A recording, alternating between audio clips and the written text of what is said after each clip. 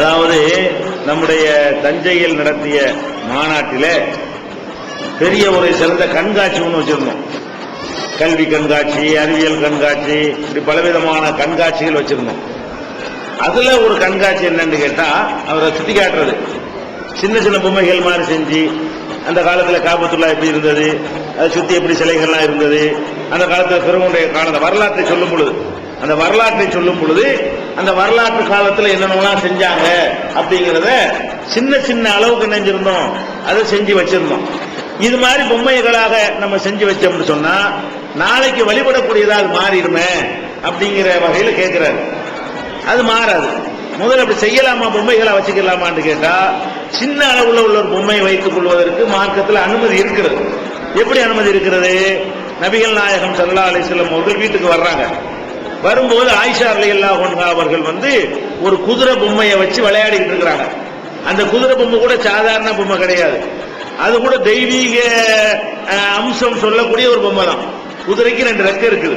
அந்த அதுல எப்படி வருது? குதிரைக்கு ரெக்கை இருக்குமா? இருக்காது. இந்த கற்பனை கடவுள் பாத்திரங்களா சொல்ற குதிரைக்கு தான் ரெக்கை இருக்கும். நிஜ குதிரைக்கு என்ன இருக்காது, ரெக்கையெல்லாம் இருக்காது. அப்ப ரசூல் ஸல்லல்லாஹு அலைஹி வஸல்லம் கேட்கறாங்க, இது என்னன்னு கேட்கறாங்க.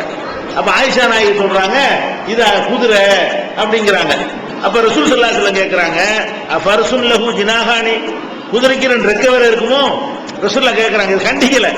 ஆயிஷா நாயகி குதிரையை வச்சிருக்கிறாங்க, குதிரைக்கு 2 ரெக்கை வேற இருக்கிறது. அதை ரசூல் ஸல்லல்லாஹு அலைஹி வஸல்லம் பண்றாங்க, ஃபர்சுன் லஹு ஜினாஹானி, குதிரைக்கு 2 ரெக்கையுமா இருக்குன்னு கேட்கறாங்க. அப்ப அவங்க ஆயிஷா நாயகி என்ன சொல்றாங்க, சின்ன பிள்ளை அவங்க என்ன சொல்றாங்கன்னு கேட்டா, சுலைமான் நபி கிட்ட இருந்த குதிரைக்கு அப்படி இருந்துச்சாம்ல, 2 ரெக்கை இருந்துச்சாம்லன்னு மூட நம்பிக்கையை பழைய காலத்துல என்ன செய்யறாங்க, அப்படி சுட்டி காட்டுறாங்க.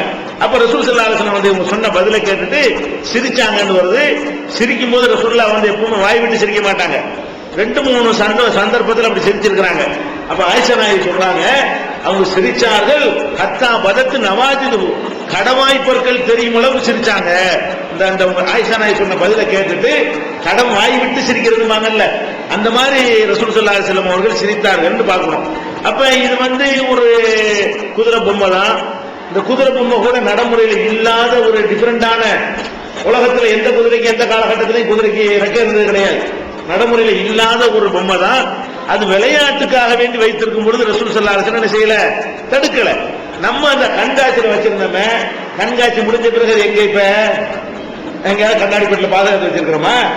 மாத்தம் விளையாட்டு தூக்கி போட்டு உடைச்சிட்டு போயிட்டோம், அவ்வளவுதான். அந்த பொம்மை இப்ப இல்ல. எந்த பொம்மை உங்களுக்கு கண்காட்சிக்கு வச்சிருந்தார்களோ, பிறகு காலத்தில் இருந்த சிலைகள் அதுதான் வச்சிருப்போம். லாத்து உஸ்ஸா அந்த மாதிரிலாம் வச்சு காட்டி இப்பெல்லாம் செஞ்சாங்க காபத்துல்லாஹ்க்கு முன்னாடின்னு காட்டுறதா இருந்தா, அதெல்லாம் சொன்னாதான் அந்த வரலாறு மனசுல பதியும் என்பதற்கு செஞ்சோம்.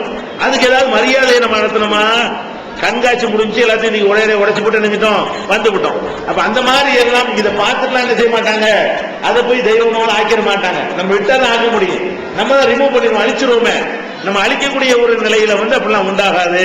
அந்த மாதிரி கற்றுக் கொடுப்பதற்காக வேண்டி, படிப்பினைக்காக வேண்டி எல்லாம் செய்வது, குழந்தைகள் விளையாட்டுக்கு எல்லாம் செய்வதற்கு மார்க்கத்தில் என்ன இல்லை, தடை